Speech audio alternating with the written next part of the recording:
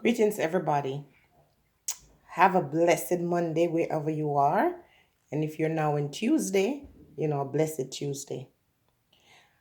We are all stuck in this matrix.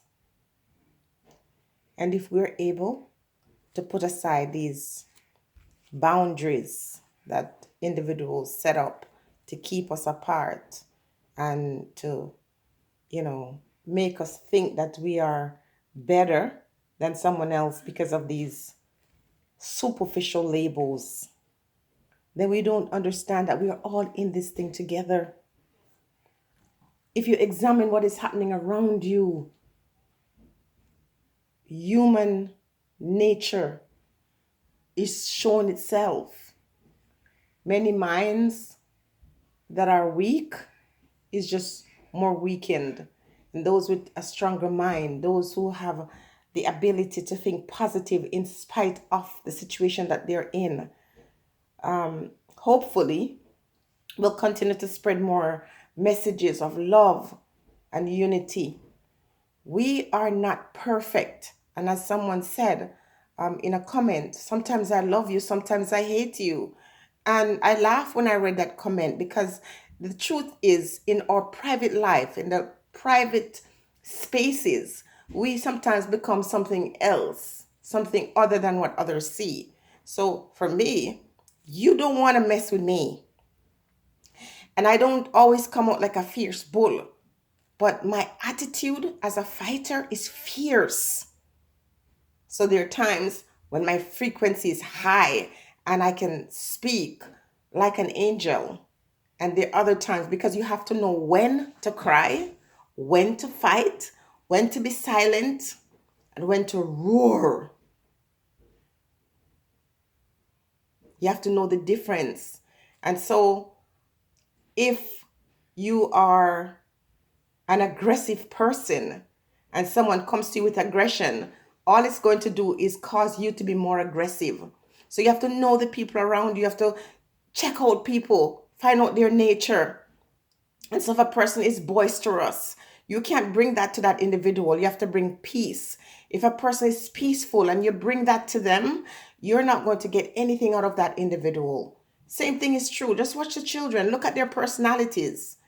And the kid who is determined and stubborn, if you decide that you're not going to give in or you're not going to surrender your power, you're not going to get that child or that young person to respond to you. So let me share this little story. I was in an environment of learning and I was dealing with some young people. And these young people are sometimes very difficult to deal with, to be honest with you. So I want to start up, my business that I have there with them. And, it was pure chaos. I called out one student because I could see that he was a ringleader. Let me tell you something. It is impossible for you to put me in a room filled with people or children in particular. And I'm talking about high school kids here. I'll be in that space and all I have to do is just scan that room for a couple, 10, 15, 20 minutes and I can see the personality of all these different kids. And so this one kid, he was the ringleader. And I called him out and I brought him to the front and I said, you have to read this for me. Because I thought this is my way of engaging him. So, because he's a leader. And we can't punish our leaders, people. We have to teach them. We have to mold them. We have to guide them, really. So I brought him to the front because I think if I can hold his attention, I'll hold the other kids' attention. So I said, I need you to read this for me. I need you to read the story. And he defiantly said, no, I'm not reading. And I said, yes, you're going to read. But while he was saying that, I looked in his eyes. I saw fear. I saw like this guy looked like he's about to panic. And I said, okay, I still want you to come sit beside me. And we're talking about a 16-year-old youth at this point. I want you sitting beside me because, again, I still need the other kids to pay attention. And after class was finished, I said, I need to speak to you. And when he came to me, I said to him, you can't read, can you? And he said, no, I can't read. Now, when I was telling him to come up and read, I didn't know that. I was trying to engage him. But I looked in his eyes and I saw what I saw. And I knew what I saw. This guy is saying, don't do this. You're going to embarrass me. And I said to him, what if I had, Watch, what if I was stiff neck and just brought you up here and forced you to read? He said, I would have cussed you out and I would have left. And I said, I suspected that you can't read, and that's why I didn't do that. I wouldn't embarrass you that way. And I'm going to tell you here, for the rest of the year, no one could even whisper when I started speaking.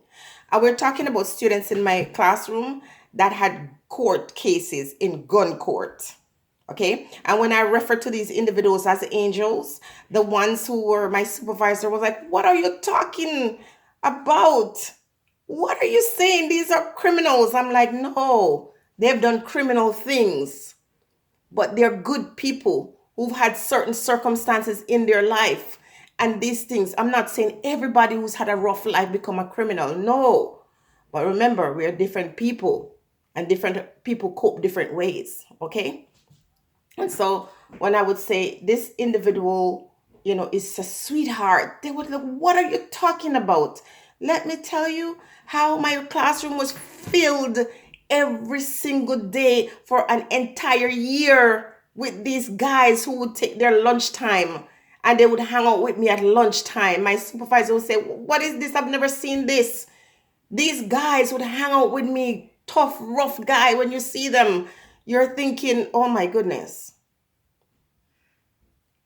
I don't share everything. I can't share everything. I don't share some of these stories because, to be honest with you, see, when you have these experiences, you treasure them, you value them so much. You're not just going to share it with everybody. It's like you're, you know, taking away the purity of it. And to be honest with you, I would prefer if the kids talked about my experience with them as opposed to me telling you about my, the other way around. And when I run into these kids, when I visit home or wherever, and they take me aside and they say things to me, I always cry. I always say, I am blessed to hear that. I'm sharing this story with you, and you're looking at this envelope here. And, I had a dream before this arrived. I had a dream. I saw this envelope before it came. And not just the envelope, but just the delivery of it. I have a doorbell, and I was told the doorbell is not going to ring. There will be a knock on your door. And when you open it, I want you to process it a certain way. Yeah, deal with it a certain way.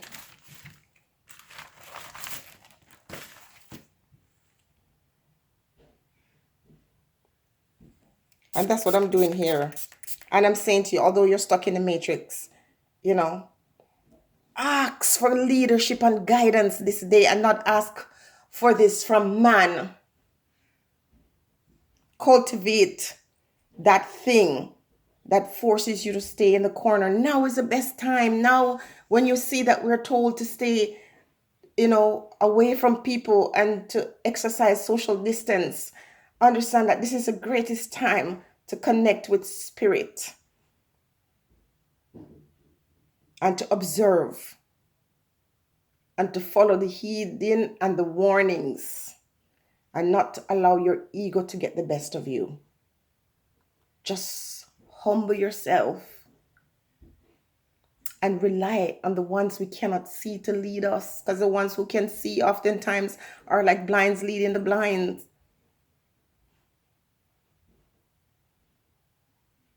And see if you can bring out love in your heart and patience and understanding, and speak the truth, whatever it costs. Speak the truth, especially when the truth is necessary, and stand up for the righteous, stand up for the just, stand up for the weak, stand up for those who can't defend themselves, even if you have to deal with the fire that will come at you for speaking the truth. Speak the truth no matter what, especially if you are under the impression that is the will of the Most High. Stay blessed, everybody.